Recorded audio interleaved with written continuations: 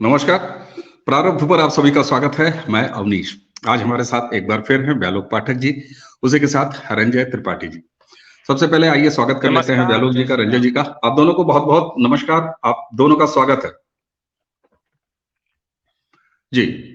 दर्शकों, कम्युनिस्ट और उनके किस्से, इस पर 2 एपिसोड हम लोगों ने एक शुरू किया, एक चर्चा की सीरीज शुरू की, जिसके दोनों एपिसोड्स को आप सभी दर्शकों ने बहुत ज्यादा स्नेह दिया है, बहुत ज्यादा आशीर्वाद दिया है। आज के इस वीडियो चर्चा के डिस्क्रिप्शन में उन दोनों पुरानी चर्चाओं का भी आपको लिंक मिल जाएगा। हम सीरीज क्यों कर रहे हैं कम्युनिस्टों पे? दरअसल इनके किस्से इतने लंबे हैं, इनके किस्से इतने बहुआयामी हैं, इतने बहुरंगी हैं। जैसे इनका लाल रंग अकेला रंग है, लेकिन ऐसा नहीं है। इनके चरित्र में आपको अलग अलग रंग दिखाई देंगे। आप जरा देखिए, 1947 में आजादी के बाद से पंडित नेहरू के सत्ताई छायावाद के तले ये लगातार पलते आए, और पलते पलते आपने ध्यान दिया होगा कि ये कब पक्ष में रहते हैं, कब विपक्ष में रहते हैं, कब इनकी सरकार रहती है और कब ये विपक्षी पार्टी रहते हैं, इसका पता ही नहीं चलता। जीत किसी और की होती है, खुशी से नाच एक कम्युनिस्ट रहा होता है। डूबती कोई पार्टी है, विधवा एक कम्युनिस्ट होके विलाप कर रहा होता है। जरा इस चरित्र की आज व्याख्या करेंगे रंजय जी के साथ और व्यालोक जी के साथ। व्यालोक भाई, इस आज के जो थीम है हमारी कि ये कब कहां होते हैं, किसके साथ सोते हैं, मतलब मेरा राजनीतिक रूप से सोते हैं, किसके साथ खाते हैं, किसके साथ उठते हैं, ये कैरेक्टर इनका क्या है, वह भी तब जब भारतीय लोकतंत्र के इतिहास में डेमोक्रेटिक पैटर्न में इनका अपना वजूद, राज्यों की बात छोड़ दीजिए तो वेस्ट बंगाल में और केरला में, लेकिन राष्ट्रीय स्तर पर इनका वजूद कभी भी 2% के आसपास भी नहीं ठहरा वोट के मामले में। तो ये क्या चरित्र है सर इनका? कम्युनिस्टों की गाथा बिना उनके मक्का जेएनयू के पूरा नहीं होगी, जिसका सौभाग्य या दुर्भाग्य से मैं भी विद्यार्थी रहा हूं। और सौभाग्य ज्यादा है क्योंकि आज मैं जो भी कुछ हूं वह जेएनयू की ही देन है। दुर्भाग्य ये है कि जेएनयू में इन लोगों की तादाद हम लोगों के समय ज्यादा थी, अभी भी ज्यादा है। इनका चरित्र नहीं बदला है, इसी से समझ लीजिए कि 1997 में जब मैं गया वहां, तो जो पैटर्न था आज 2023 में ठीक वही पैटर्न है। 97 में मैं जब गया था तो वहां 3 पार्टियां थी कम्युनिस्टों की, एसएफआई, एआईएसएफ और आईसा। उस समय एसएफआई, एआईएसएफ एक साथ लड़ते थे, जो सीपीआई और सीपीएम की छात्र शाखाएं हैं, बाकायदा छात्र शाखाएं हैं, क्योंकि इन लोगों का अपना कोई संविधान नहीं है। जैसे एनएसयूआई का अपना संविधान नहीं है, वो कांग्रेस की छात्र इकाई है। उसी तरह सीपीआई माले का स्टूडेंट विंग हुआ करता था, ऑल इंडिया स्टूडेंट्स एसोसिएशन। उस समय हमारे जेएनयू के जो प्रेसिडेंट होते थे बत्तीलाल बैरवा, हम लोग 97 में गए, वो 99-2000 तक कांग्रेस में चले गए। 2019-20 के आसपास या उसी 18-19 के आसपास एक और स्टूडेंट यूनियन का प्रेसिडेंट हुआ करता था, जिसको लड़की छेड़ने के जुर्म में विश्वविद्यालय प्रशासन ने जुर्माना लगाया था, और जो आजकल इन नक्सलियों का, शहरी नक्सलियों का, सबका पोस्टर बॉय था। आपको याद होगा, टुकड़े टुकड़े गैंग का सरगना, बाद में वो बिहार के बेगूसराय से लड़ा भी था, चुनाव भी लड़ा था। उसका एक मैंने नाम रखा था, लेकिन यहाँ नहीं लूंगा, वो सोशल मीडिया पर मैं कई बार उसको लिखता हूँ, लोग परिचित हैं उससे और वो जान जाएंगे। वो भी कम्युनिस्ट था। आज की डेट में वो राहुल गांधी का बगलगीर है। आज के डेट में प्रियंका गांधी का जो सबसे खासम खास है वो संदीप सिंह, जेएनयू का कम्युनिस्ट है। तो आप देखिए कि 1997 से 2023 तक कुछ भी नहीं बदला है, कुछ भी नहीं, मतलब कुछ भी नहीं। इनकी यात्रा कम्युनिज्म से शुरू होती है, कांग्रेस में जाती है, या फिर कांग्रेस से शुरू होती है, कम्युनिज्म में जाती है। ये एक ही सिक्के के 2 पहलू हैं। इनमें आप यह अंतर नहीं कर सकते हैं किसी कांग्रेसी की बातचीत में या किसी कम्युनिस्ट की बातचीत में। और एक और जो मजे की बात है भारत में कि जो दो अब्राहमिक पॉलिटिकल थॉट्स हैं, क्रिश्चियनिटी और इस्लाम, उसी का एक तीसरा संस्करण वो केवल भारत में है। और मजे की बात है कि केवल भारत में ही मार्क्सिज्म का इस्लाम के साथ बड़ा चोली दामन का साथ है, वरना पूरी दुनिया में इनका साथ नहीं रहा है। पूरी दुनिया में जहां मार्क्सवाद रहा है वहां इस्लाम को हटाया गया, और जहां इस्लाम रहा है वहां उसने मार्क्सवादियों को खदेड़ खदेड़ कर दौड़ा दौड़ा कर मारा है। लेकिन भारत एक ऐसी जगह है, भारत सचमुच विचित्र सी जगह है, सनातन भूमि है। तो भारत में ये दोनों साथ साथ सोते हैं, वही सोना जो आपने कहा, पॉलिटिकली सोना। एक किताब भी लिखी थी इन्हीं लोगों के बहुचर्चित लेखक ने, सोना, दुश्मन के साथ सोना, सोना सोना न होना और न होने के साथ सोना। ये सब बहुत चर्चित बातें हैं। आपका मूल प्रश्न जो था उसकी मैंने ये भूमिका बनाई कि 1997 से अभी तक ये मेरे देखे में कुछ भी नहीं बदला है। उसके पहले का आप इतिहास देखें तो बाकायदा जेएनयू बनाया इस विधान से ही गया था कि वहां से कांग्रेस को और वामपंथी विचारधारा को प्रश्रय मिलेगा, खाद पानी मिलेगा। और जिस तरह हमारे पहले प्रधानमंत्री दुर्घटनावश हिंदू जवाहरलाल नेहरू ने, उन विक्टोरियन छिछोरे ने बिना किसी अर्हता के जिसको जो मन हुआ उसको बना दिया। अच्छा तुम मेरे दोस्त हो, तुमको राजदूत बनना है, चलो तुमको राजदूत बना देते हैं। अच्छा तुम्हारा चेहरा मुझे अच्छा लग रहा है, तुमको ऐसा करते हैं फलाना सचिव बना देते हैं।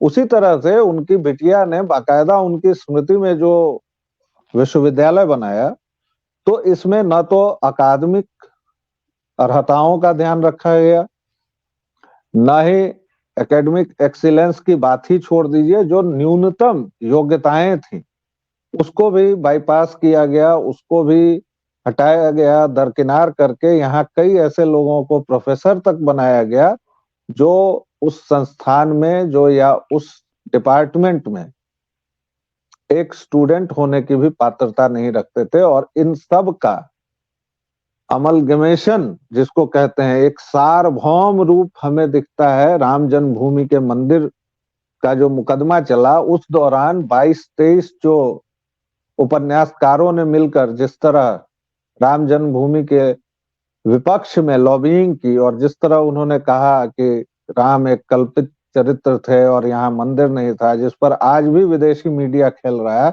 ये सब कुछ दिखता है। तो कांग्रेस को और कम्युनिस्टों को अलग मानना ही दरअसल हमारी बेवकूफी होगी। ये दोनों एक ही सिक्के के दो पहलू हैं और इन दोनों में कोई फर्क नहीं है। आगे जैसे जैसे बात होगी उस पर और सारा खुलासा भी होता रहेगा। बिल्कुल ठीक बात है।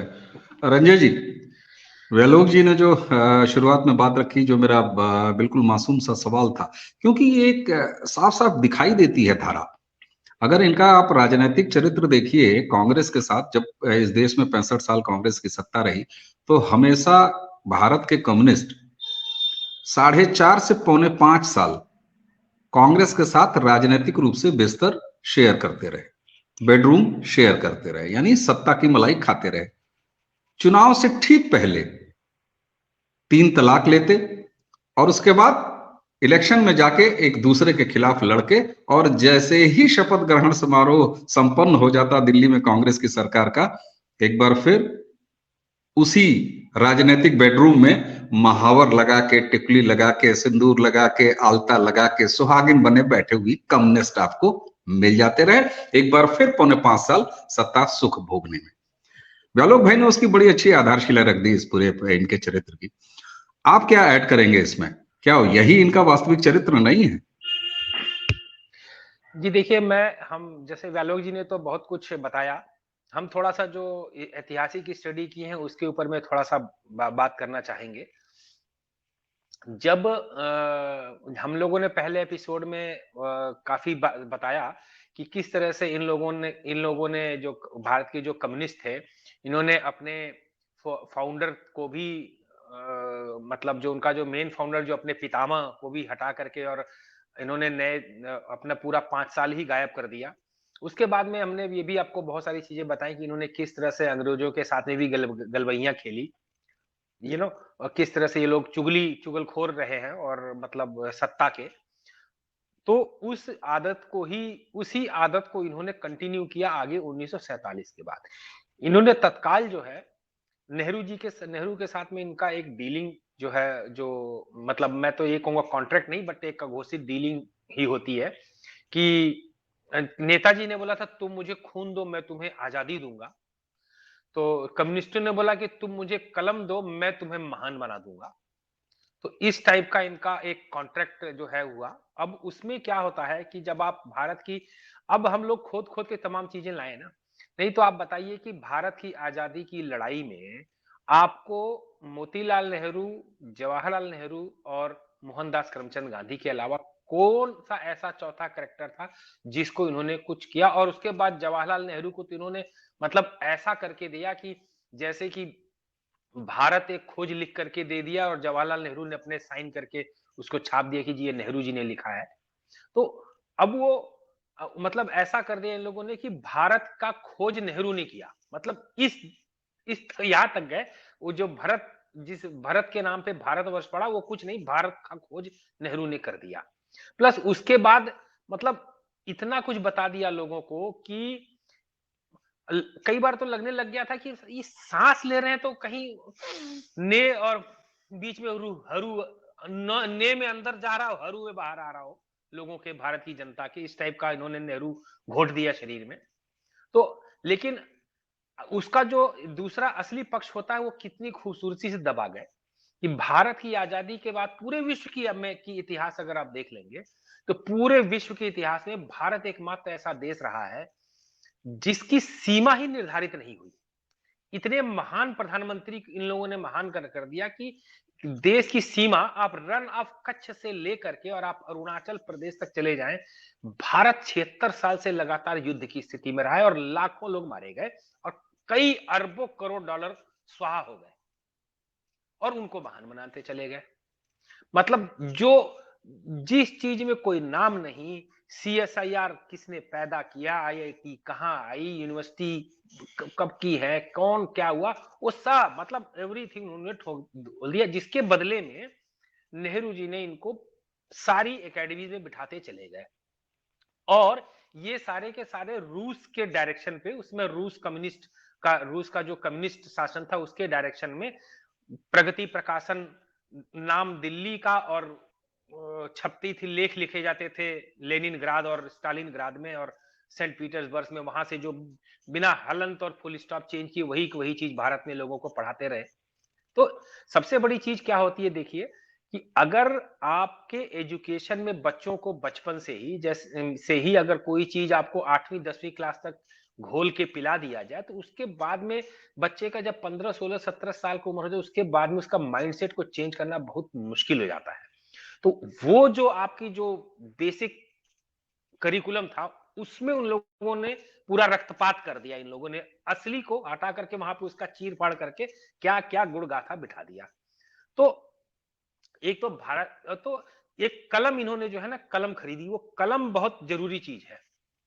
नेहरू ने इनको कलम पकड़ाया, इन्होंने नेहरू को माना। आप देखेंगे तो अगर जब आप मेन स्ट्रीम मीडिया पे जाएंगे और जब भी आप एक कम्युनिस्ट एक किसी पैनल पे रहेगा और बगल में कांग्रेसी पैनल पे रहेगा, एक कांग्रेसी कभी भी अपनी बुद्धि से कोई काम नहीं करता है, वो एक एक चीज रटा रटाया लिखा लिखाया वही बोलता है जो कम्युनिस्टों ने लिख करके दिया है। They don't have a brain to analyse. जो कम्युनिस्ट ने लिख करके जो घुट्टी पढ़ा रखी है वही एक कांग्रेसी बोलता है। तो आप समझ रहे हैं कि एक सिक्के की दो पहलू आप बोलते हैं, हम कहें कि दोनों तरफ बना दे तो शोले वाला सिक्का निकलेगा, जय बीरू वाला सिक्का, दोनों तरफ एक ही जैसा। तो इन्होंने मतलब होता नहीं कि तू मुझे सोहरा मैं तुझे सोहराऊंगा, है ना। और उसका सबसे बड़ा एक जीवित एक उदाहरण अगर आप 2 मिनट में आपको मैं दे दूं तो पश्चिम बंगाल का दे दूं। पश्चिम बंगाल में जब चुनाव हुए हैं पश्चिम बंगाल के जो चुनाव हुए हैं, पिछला जो चुनाव हुआ है, जो पिछला अभी जो 2021 में या 22 में जो चुनाव हुआ था, उस चुनाव छोड़ करके उसके पहले के हर चुनाव में, पहले 5 चुनाव 1951 से जब बंगाल में चुनाव चालू हुए, अब हम माने कि लोग इसके गणतंत्र के बाद से पहले 5 चुनाव में मेन पार्टी कांग्रेस रही है और अपोजिशन रही है कम्युनिस्ट। और उसमें ये लोग सदा बात करते रहे हैं कि आप यहां से जमींदारी प्रथा हटाइए, जमींदारी उन्मूलन कीजिए, ये कीजिए, फलाना ढिमकाना का ये नारा लगाते चले गए। और जब हम आगे आएंगे नक्सलवाड़ी आंदोलन पे, उसके बाद जब 1967 या 68 में जब कम्युनिस्टों की सरकार आई, तो वही पीजेंट आंदोलन को इन्होंने दबाने की कोशिश करी। वही जो नक्सलवाड़ी आंदोलन के जो पुरोधा थे, जंगल सांथाल कानू सन्याल, उनको इन लोगों ने पागल घोषित कर दिया। जो कांग्रेस ने पिछले पहली 5 शासनकाल में जो किए, एग्जैक्टली वही चीज विद टेस्ट ऑफ ब्लड कम्युनिस्टों ने डाल दिया। और कांग्रेस लगातार अपोजिशन में रही जब तक तृणमूल कांग्रेस नहीं बन गई। जब तृणमूल कांग्रेस बनी और पिछले चुनाव में संघियों ने कुछ सीट पाई है, 60-70 सीट पाई, उसके पहले 10-12 सीट पाई थी। उसके पहले के चुनाव में 0, इधर कांग्रेस इधर ये। और आप किसी भी कम्युनिस्ट से बात कर लेंगे, जब भी आपको बंगाल पे बात होगी, आप किसी कांग्रेसी से बात कर लीजिए, जब भी पश्चिम बंगाल पे बात होगी, दोनों एक दूसरे की सच्चाई बताने के बजाय सीधे भाजपा आरएसएस पे वो क्वेश्चन का मैं पूछता हूं, हमेशा इनसे पूछता हूं कि भाई, पश्चिम बंगाल एक ऐसा जीता जागता सामने नमूना और सबूत है, जहां पे आजादी से लेकर के आज तक सदा से अपोजिशन और विरोध में दोनों में आप ही रहे हो, और आप दोनों एक ही चीज चाहते हो ना भला, तो आप आज तक कांग्रेस का भला क्यों नहीं कर पाए?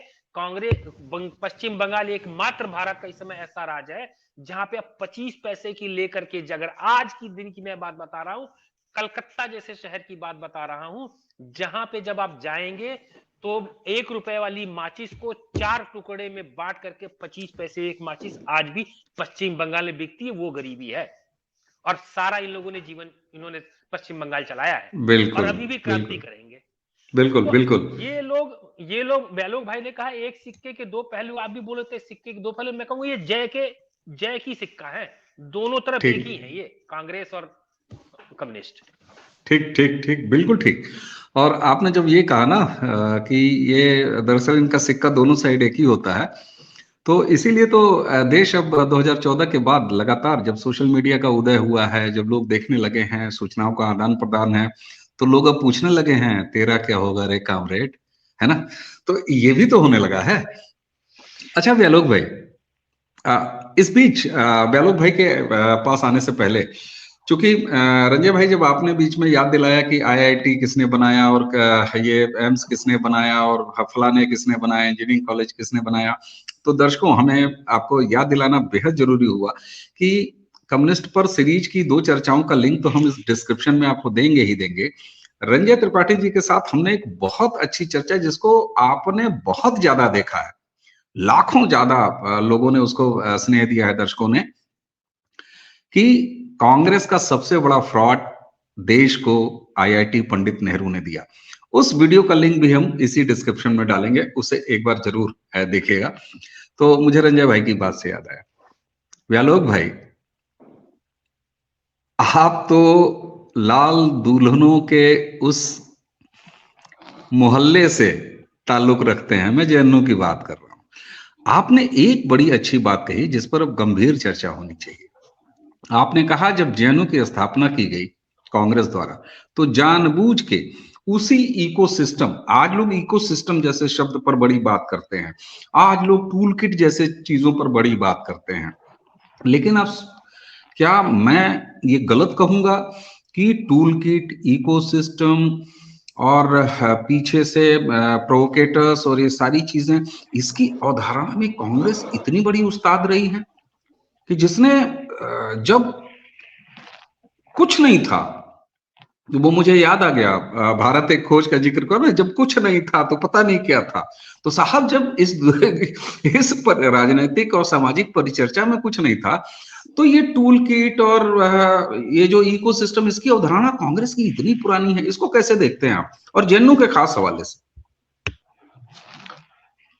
न था कुछ तो खुदा था, कुछ न होता तो खुदा होता, डुबोया मुझको होने ने, न मैं होता तो क्या होता। यह गालिब चचा ने लिखा है, लेकिन गालिब चचा कहीं और से नहीं उठाए हैं, उपनिषदों से उठा लिया है। और वही बात उपनिषदों में भी कही गई है कि जब धरती से पहले कुछ नहीं था, शून्य था, शून्य से भी पहले कुछ नहीं था, आकाश नहीं था, आकाश से भी पहले कुछ नहीं था। बहरहाल वह तो एक फिलोसफिकल बात है, दार्शनिक बात है और एक वैज्ञानिक बात है। इंदिरा जी कुल मिलाकर अनपढ़ किस्म की थी महिला। आप देखिए, एक लीनियज जो होती है, तो मोतीलाल सबसे ज्यादा पढ़े लिखे थे। वो उस समय, उस जमाने में दिन के 4-5 हजार रुपए कमाते थे। तो आप सोच सकते हैं कि आज की डेट में वो कितना कमाते होंगे। जवाहरलाल इधर उधर से जो भी किए हों, लेकिन वो ठीक ठाक, मतलब बौद्धिक क्षमता उनकी थी। इंदिरा जी को एक अर्बन लेजेंड ये भी है कि शांति निकेतन से निकाला गया था, गुरुदेव ने निकाला था। और उसके 2 वर्जन है क्यों निकाला गया था, उसके 2 कारण है। उसमें से एक कारण पढ़ाई में कमजोर होने का है, एक दूसरा व्यक्तिगत कारण है उस पर मिट्टी डालिए, वो चर्चा छोड़िए। और उसके बाद आप देखेंगे कि धीरे धीरे जो अभी राष्ट्रीय विषधर राहुल जो है, जिसके पापा कंप्यूटर लाए थे अपने कंधे पर लदते, वो मूर्ख थे और राहुल उससे भी ज्यादा मूर्ख। तो इंदिरा गांधी के लिए यह जरूरी था कि वह अपने आसपास एक ऐसी फौज तैयार करें जो तथाकथित तौर पर बौद्धिकों की हो, तथाकथित तौर पर चिंतकों की हो, तथाकथित तौर पर जिनको विचारक माना जाए, और उनको चारों तरफ से ऐसे प्रेजेंट किया जाए, इस तरह से पेश किया जाए कि वो जो कहें वही सच है, वही सच है, वही सच है।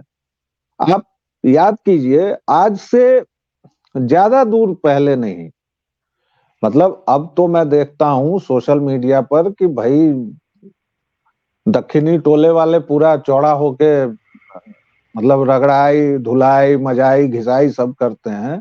मैं ज्यादा दूर नहीं जाता हूं, मैं 10 साल पहले जब ब्लॉगिंग वगैरह शुरू हुई थी, हम लोगों ने लिखना पढ़ना शुरू किया था, मतलब एक डिजिटल प्लेटफॉर्म पर लिखते पढ़ते तो खैर हम लोग जहां भी थे नहीं थे।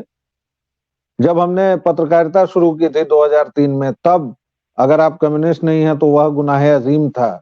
अगर आपने दक्षिणी टोले की कोई बात कर दी है, अगर गलती से आपने कह दिया कि संघ का कहना यह है, तो इस पर भी बात होनी चाहिए, तो आपको जिस तरह देखा जाता था न्यूज रूम में, अवनीश भाई अगर आपको याद हो, आपका साहब पड़ा है ऐसे लोगों से, तो वो आपको याद होगा।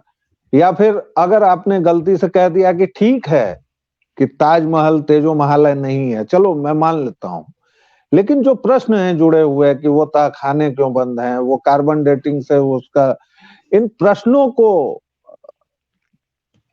एड्रेस करने में क्या दिक्कत है? तब जिस तरह से आपको देखा जाता था।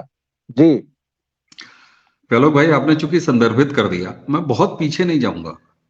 मैं 2015 की बात कर रहा हूं, जब दर्शकों को बहुत अच्छे तरह से याद होगा, इसी देश में अवार्ड वापसी का ड्रामा हुआ, और उसके बाद मार्च फॉर इंडिया नाम का एक आयोजन हुआ, जिसमें देश के लोग स्वतःस्फूर्त तरीके से राजपथ पर उतर गए और प्रतिकार किया उन्होंने। आपको एक छोटी सी घटना बता दूं, नाम भी ले लूंगा, एनडीटीवी वो चैनल था। उस चैनल का एक युवा पत्रकार जो सच रिपोर्टिंग कर रहा था, आपको पता है, उसको न्यूज रूम में घुसने से रोक दिया सिर्फ इस बात पर कि वो अपनी निजी आस्था के चलते टीका लगा के रिपोर्टिंग करते हुए नजर आ गया था और वो बाइट चलाने से मना कर दी गई थी, जो सच कह रही थी। जी। टीका लगाना गुनाह था, कलावा पहनना गुनाह था। अगर आपने गलती से धोती कुर्ता पहन लिया तो वह तो गुनाह अजीम था। अगर रामनामी ओढ़ ली तब तो हरे राम हो जाना था। और वह इकोसिस्टम बहुत बदला है, बहुत टूटा है। लेकिन आज भी आप देखिए, जिस तरह ये लोग, जिस पूरी शिद्दत से ये लोग कह रहे हैं कि वहां एक मस्जिद टूटी है, रेज्ड मॉस्क वगैरह वगैरह, जिस तरह से ये लोग रो रहे हैं, याद कीजिए कि कैसा इनका सिस्टम था और कैसा है। तो इंदिरा ने जानबूझकर ऐसे ऐसे लोगों को बनाया, और इंदिरा के पहले इंदिरा के बाप ने। और मेरी नेहरू में कोई आस्था नहीं है, इसलिए मैं उसके लिए कोई ना तो सम्मानजनक शब्द कहूंगा। इसके लिए मुझे दर्शक चाहे जो भी कहना चाहें कह लें, माफ करें मुझे। तो इंदिरा का जो बाप था, उसने जो 6 शिक्षा मंत्री बनाए लगातार, आप देखिए, क्योंकि नेहरू चालाक आदमी था। 1947 से 74 तक के शिक्षा मंत्रियों के नाम आप गिन लीजिए, गूगल कर लीजिए, आपको पता चल जाएगा कि हमारी शिक्षा व्यवस्था क्यों इस तरह है। Why our education system is in shambles. क्यों हमें यह नहीं पता है कि बख्तियार खिलजी कौन है। आज भी इस देश का सामान्य हिंदू क्यों यह बोलता है कि नालंदा को तो बावनों ने जला दिया था। आज भी इस देश का सामान्य हिंदू यह क्यों बोलता है कि अकबर तो महान था और मंदिरों को दान देता था। आज भी यहाँ के हिंदू को क्यों यह पता नहीं है कि मसीते आलमगीरी, औरंगजेब की अपनी जीवनी, अपनी किताब में काशी सहित न जाने कितने मंदिरों को तोड़ने का इतिहास है। आज भी यहाँ के हिंदुओं को टर्नियर का नाम नहीं पता है। आज भी यहाँ के हिंदुओं को उस समय के इटली के, फ्रांस के तमाम लोगों का नाम नहीं पता है। इसलिए नहीं पता है कि वो नहीं है, इसलिए नहीं पता है क्योंकि वो छुपाया गया है, और जानबूझकर छुपाया। और फिर तानाशाह जब आई शासन में, तो उसके इर्द गिर्द तो ये बहुत ही ज्यादा जरूरी था, तो उसने गढ़ा जवाहरलाल नेहरू विश्वविद्यालय। और यह मॉडल, सर मैं आपको बताऊं, शानदार मॉडल है। अगर कम्युनिकेशन के किसी विद्यार्थी को इसे समझना हो, प्रोपेगेंडा के किसी विद्यार्थी को समझना हो, यह समझना हो कि आप किस तरह अपनी बात पूरे देश में रख सकते हैं, आप किस तरह सच को झूठ और झूठ को सच बना सकते हैं, तो उसे जवाहरलाल नेहरू विश्वविद्यालय के मॉडल को समझना चाहिए। इतिहास सबसे शानदार विषय, और किसी भी देश की आत्मा के साथ अगर बलात्कार करना है तो उस देश के इतिहास के साथ बलात्कार करो। खासकर हमारा देश, हमारा एक ऐसा देश है जहां हमारी लीनियर अवधारणा नहीं है इतिहास की। हम समय को इस तरह नहीं देखते हैं कि 1951 में फलनवा पैदा हुए और 52 में। हम काल में विश्वास करते हैं, और जब कालक्षेप होता है, यानी 300-400 शताब्दियों में कोई महत्वपूर्ण घटना घटती है, तो उसे हम दर्ज करते हैं। इसीलिए हमारे पुराण अगर आप देखेंगे तो पुराणों में कई ऐसी बातें लिखी मिलेंगी जो आपको लगेगा कि अरे ये तो अजीब सी बात है। लेकिन उसी पुराण को आधार बनाकर, ध्यान रहे अभी मैं बहुत गंभीरता से बता रहा हूं, उसी पुराण को आधार बनाकर अशोक प्रियदर्शी थे। यह बात तो रोमिला थापर कहती है, लेकिन वह यह भी कहती है कि पुराण तो कोरी कथाएं, गल्प है। रोमिला थापर, जिसको संस्कृत नहीं आती है, विपिन चंद्रा, जिसको संस्कृत नहीं आता है, सतीश चंद्रा, जिसको संस्कृत नहीं आती है, जो उत्खनन में नहीं गए हैं, जो पुरातत्वविद नहीं हैं, ये लोग एंशिएंट इंडिया के जाने माने पूरे के पूरे बड़े अलंबरदार हैं। इनकी कही हुई एक बात मुझे याद है, मैं 98 में, उस समय रोमिला थापर आई थी शायद, या प्रोफेसर एमरिटस थी ही, या पता नहीं, कुछ था, गोलमाल था जेएनयू में। और एक सवाल पूछने पर इस तरह देखा गया था मानो कुफ्र कर दिया गया है कि आप रोमिला जी से सवाल पूछेंगे। अरे उसी समय सेंटर फॉर हिस्टोरिकल स्टडीज में 2-3 विद्यार्थी थे, उन लोगों ने एक पर्चा लिखा था about the Aryan myth, Aryan invasion का जो मिथ था, और उसका जवाब देने के लिए जेएनयू में कभी भी कोई परिचर्चा दिन में नहीं होती है। रात में जब मेस का डिनर हो जाता था तो 9 बजे से वहां परिचर्चा होती थी, जिसको हम लोग वैसे ही, और उसमें कोई कितना भी बड़ा आदमी हो वो 9 बजे के बाद ही आता था। लेकिन हबीब साहब को दोपहर में बुलाया गया 12 बजे, और उस पर्चे को लेके एक एक पॉइंट का उन्होंने जवाब देना शुरू किया। और जवाब कैसे दिया? वही कपोल कल्पित अपनी बातें। जिस व्यक्ति को फारसी नहीं आती है वह व्यक्ति मध्यकाल का सबसे बड़ा ज्ञाता बना हुआ है भारतीय इतिहास में। इससे घटिया और वाहियात बात क्या होगी? जिस व्यक्ति को संस्कृत नहीं आती है वह व्यक्ति भारतीय इतिहास में एंशिएंट हिस्ट्री का सबसे बड़ा जानकार बना हुआ है। इससे नालायक, इससे बेहुदा बात क्या हो सकती है भला? और हमें सारा इतिहास इन इतिहासकारों, इन उपन्यासकारों ने लिखा है और हमें पढ़वाया गया है। इसीलिए मैं तकनीक का और जुकरबर्ग जैसे लोगों का बहुत आभारी हूं। और ये लोग जो हैं, ये 2 कौड़ी के यूट्यूबर्स, ये क्यों व्हाट्सएप यूनिवर्सिटी कहते हैं आपको पता है? इनके अंदर की कुंठा क्या है असल? क्योंकि इनके सारे धागे खोल दिए गए हैं। हाँ ठीक है, उसमें 10% इधर उधर का भी माल आता है, चलेगा। तुम लोगों ने तो 100% गलत माल दिया है भाई। तुमने तो लौरिया का अशोक स्तंभ हमें नहीं दिखाया, तुमने तो यह नहीं बताया कि कुतुब मीनार को क्या किया था, कुब्बतुल इस्लाम मस्जिद का मतलब नहीं बताया। तुमने तो यह सामने सामने जो ज्ञान वापी दिख रही है, तुम लोगों ने तो उसको ढक दिया रे पापियों। तो हम लोग तो व्हाट्सएप यूनिवर्सिटी से 10% अगर जनता समझ रही है, समझे, जय सिया राम, अच्छा है। बिल्कुल ठीक, बिल्कुल ठीक बात है, बिल्कुल ठीक बात है। अच्छा, अब हम जरा रंजय जी आपकी तरफ आ रहे हैं। व्यालोक भाई ने जो कुछ ये सारा चीज, व्यालोक भाई की जो जितनी सारी बातें हैं दर्शकों, वो निजी अनुभव जैसे होता है ना, कि इतिहास का सबसे अच्छा दस्तावेज होता है आज का आपका रोजनामचा, जो रोज होता है, जो आज हो रहा है वो कल सुबह इतिहास होता है। इसलिए मैं कहा करता हूं कि अखबार जो रोज के छपते हैं, जो रोज की बयानबाजियां होती हैं, आज सोशल मीडिया का दौर है, एक एक पोस्ट, एक एक आर्टिकल, एक एक वीडियो, ये कल इतिहास है। और इसी तरह इतिहास का संकलन होता है। लेकिन जब गिरोहबाजी करके इतिहास का संकलन कर दिया जाता है तो ये सारी बातें वही हैं जो जिस तरफ आपका ध्यान व्यालोक जी लेके गए थे। अच्छा रंजय जी, व्यालोक भाई की बात से मुझे एक शेर याद आया।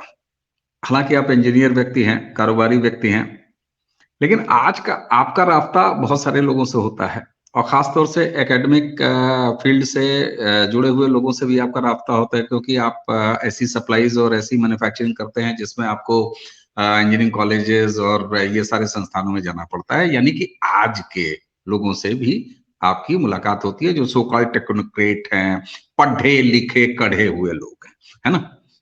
मैं एक शेर आपकी तरफ देता हूं कि महफिल में जिस शख्स का कद सबसे बड़ा है, महफिल में जिस शख्स का कद सबसे बड़ा था, वो शख्स किसी और के कांधे पर खड़ा था। मेरा मतलब पैरासाइट, परजीवी। कम्युनिस्टों की परजीविता का वर्तमान, इसको कैसे देखते हैं आप? देखिए, हम व्यालोक भाई जब बता रहे थे और बहुत सारी चीजें कहते, मुझे बीच में एक याद आ गया। आप देखेंगे कि कम्युनिस्ट जो हैं हमारे भारत के, उन लोगों ने, वो कितने बड़े चाटुकार हैं और वो कितने बड़े मतलब कलमद्रोही हैं और कितने बड़े समाजद्रोही हैं, वो आपको एक इतिहास से पता लग जाएगा। आप किसी भी कम्युनिस्ट से देखिए, किसी भी कम्युनिस्ट से बात कीजिए, चाहे जो कोई भी हो।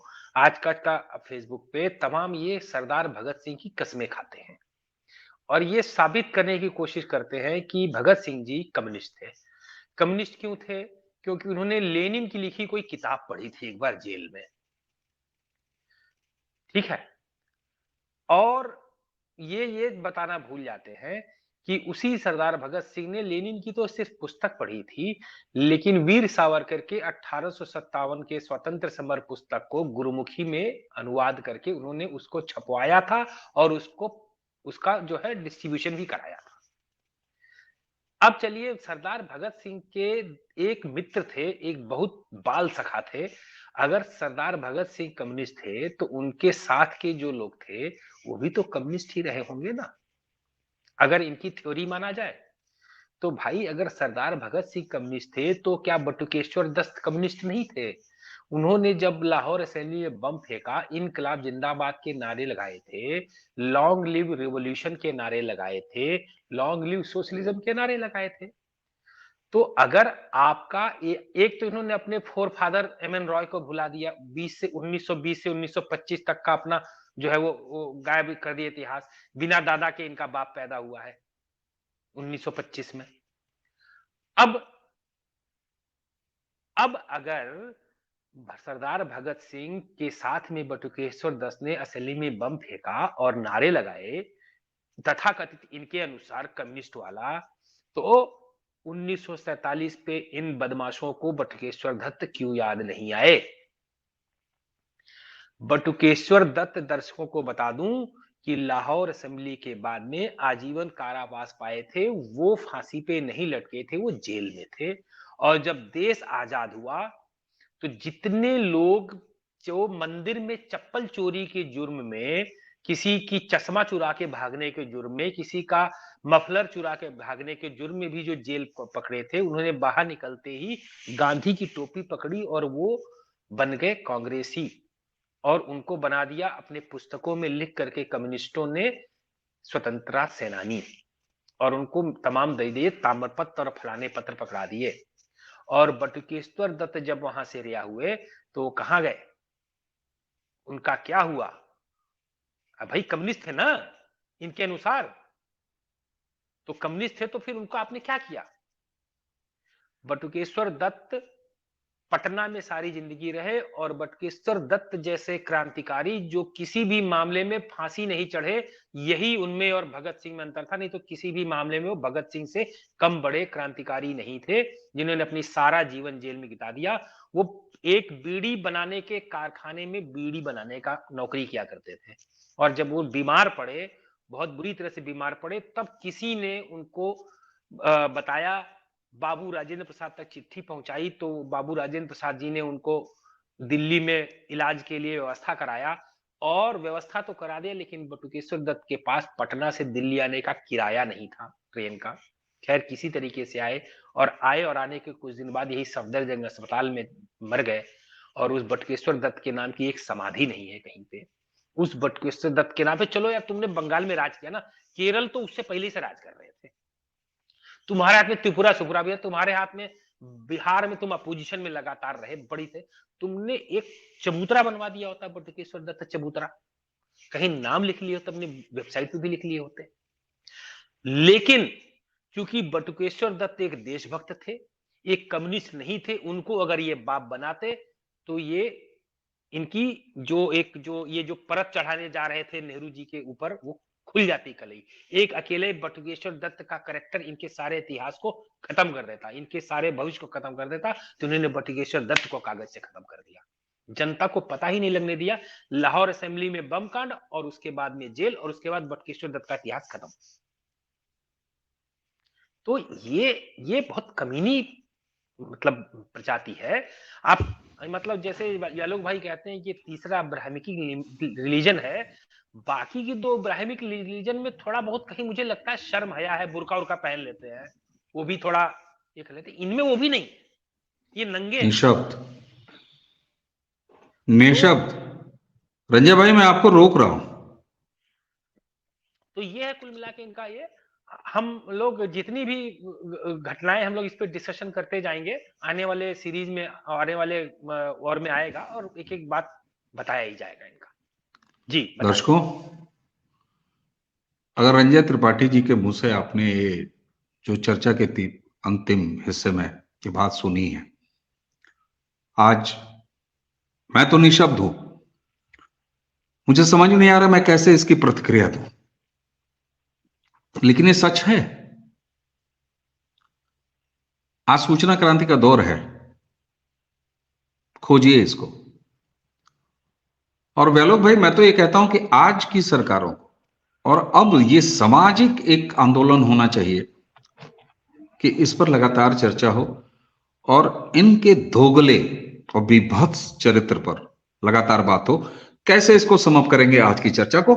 मैं सच बताऊं, यकीन मानिए रंजय भाई, मैं आपके इस सच को सामने रखने के बाद, ऐसा नहीं था कि मुझे इसकी जानकारी नहीं थी, मैं कोई ज्ञान नहीं दे रहा हूं दर्शकों, लेकिन ऑन स्क्रीन सुन के मुझे नहीं समझ में आ रहा कि मैं कैसे प्रतिक्रिया दूं।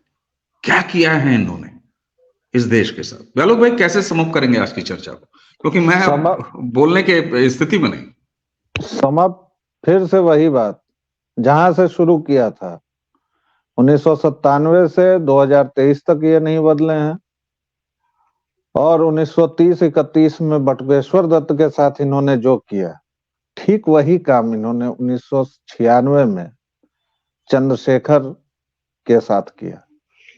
वही चंद्रशेखर जो छात्र नेता थे और उसकी लाश को बेचा, उसके कफन को बेचा, उनकी मां को जगह जगह इन्होंने पोस्टरों में जगह जगह उपस्थित करवा के, आज उनकी मां कहाँ है चंद्रशेखर प्रसाद की, जिंदा हैं या नहीं है, मैं वो जानकारी नहीं दे रहा हूं, मैं वो दर्शकों पर छोड़ रहा हूं। केवल इतना पता करें दर्शक कि 2 बार जो व्यक्ति जवाहरलाल नेहरू छात्र संघ का अध्यक्ष रहा था, जो व्यक्ति बाकायदा सिवान जैसी जगह में एक ठीक ठाक नेता हो गया था, जो एनडीए छोड़कर आया था और जो इतना प्रबल व्यक्ति था कि हमारे जैसे कट्टर विरोधी भी उसका सम्मान करते थे। हम लोग गए थे उनकी यात्रा में, हमारे सीनियर्स गए थे और सबसे ज्यादा विद्यार्थी परिषद के लोगों ने लाठियां खाई थी, पैर वगैरह टूटे थे। और इन्होंने लालू प्रसाद के एक फोन पर, उस समय सरकार किन की होगी जरा वो भी सोच लीजिए, इन्होंने एक फोन पर विड्रॉ कर लिया था पूरा आंदोलन। जी, मैं केवल आपको वैलोक भाई इस बात के लिए रोक रहा हूं, दर्शकों को ये जानकारी देने की कि आज जब हम कम्युनिस्टों के किस्से और बदनुमा किस्सों पर ये तीसरा एपिसोड कर रहे हैं, ठीक दूसरे एपिसोड में आप और रंजय भाई के साथ ही इस पर विस्तार से चर्चा हुई है। उसका डिस्क्रिप्शन में लिंक रहेगा, उसको जरूर देखिएगा दर्शकों जी। तो कोई परिवर्तन नहीं है इनकी बेहयाई में, इनके कमीनेपन में और इनकी नंगाई, इनके दोगलेपन में कोई परिवर्तन ही नहीं है। इन्होंने बटुकेश्वर दत्त को भूखे मारा, उनके लिए कुछ नहीं किया, कांग्रेसियों ने भी और इन्होंने भी। बाकी जैसा इन्होंने बताया कि जो चप्पल चुराने वाला था वो भी स्वतंत्रता सेनानी बना, और आज इन्होंने चंद्रशेखर की लाश के साथ तिजारत की, उनकी बूढ़ी मां को जगह जगह घुमाया, उसके नाम पर किया। और उसके बाद गोधरा के दंगे आप याद कर लीजिए, और अभी दिल्ली में जो हिंदू विरोधी दंगे हुए थे। अब तो मैं समाप्त फिर इसी वाक्य से करूंगा, मेरा तो मन करता है उन हाथों को चूमूं मैं, उन तकनीकविदों के जिन्होंने ये सोशल मीडिया बनाया, जिन्होंने ज्ञान को जो तिजोरियों में बंद था सबके लिए उपलब्ध करा दिया, और जिससे इनके काले चिट्ठे खुलने लगे। और तब अब लोगों में जागरण आ रहा है, अब कई जगह से इनको भीख की जगह दुरदुरा भी दिया जाता है, हत हत हुत हुत करके भगा भी दिया जाता है। हर एक दरवाजे पर इनको रोटी नहीं मिल रही है। वरना कल ही एक सरकार ने सरतन से जुदा गैंग वाले LKFC को एक मूर्ति देकर सम्मानित किया है, सम्मान दिया है उसने, जो सनातन को इरेडिकेट करना चाहता है। उस नाबदानी कीड़े के बाप ने यानी स्टालिन ने सम्मान लिया है LKFC वाले फैक्ट चेकर ने, जुबैर ने, और मूर्ति दी गई है उस व्यक्ति की जो खुद को पेरियार कहता है। भारत जो खुद को पेरियार ही नहीं कहता था, जो भारत से हरेक ब्राह्मण की हत्या करवाना चाहता था, वो बाकायदा एक लक्ष्य देता था कि इस जिले में इतने ब्राह्मणों की हत्या करनी है। और ये सब कुछ, ये कोई व्हाट्सएप यूनिवर्सिटी का नहीं है, ये लोग इतने घृणित हैं, इन लोगों की घृणा का अंत नहीं है।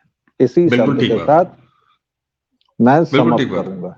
बिल्कुल ठीक बात है व्यालोक भाई। और दर्शकों, बहुत कुछ इस वीडियो में चर्चा होने के बाद, आज की चर्चा के बाद बहुत कुछ मुझे लगता है कि हम धृष्टता कर रहे हैं, लेकिन ये धृष्टता मैं करूंगा आपके हिस्से है।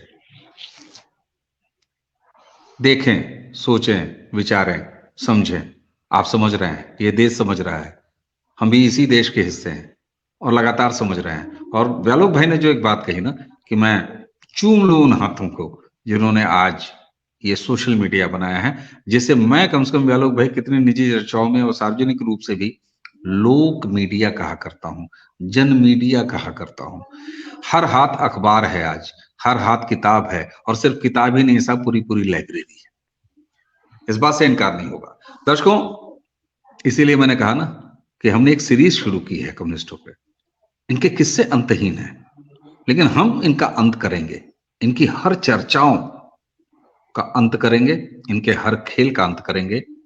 और जब तक आप देखने को तैयार होंगे, तब तक हम कम्युनिस्टों के इन किस्सों को इसी तरह से जारी रखेंगे। आज की चर्चा यहीं समाप्त करते हैं। रंजय जी, व्यालोक भाई, आप दोनों को बहुत बहुत धन्यवाद।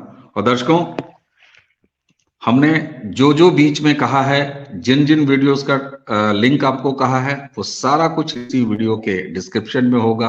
आप भी इन चर्चाओं का दस्तावेजीकरण करिए, इन्हें खुद सुनिए, लोगों को सुनाइए।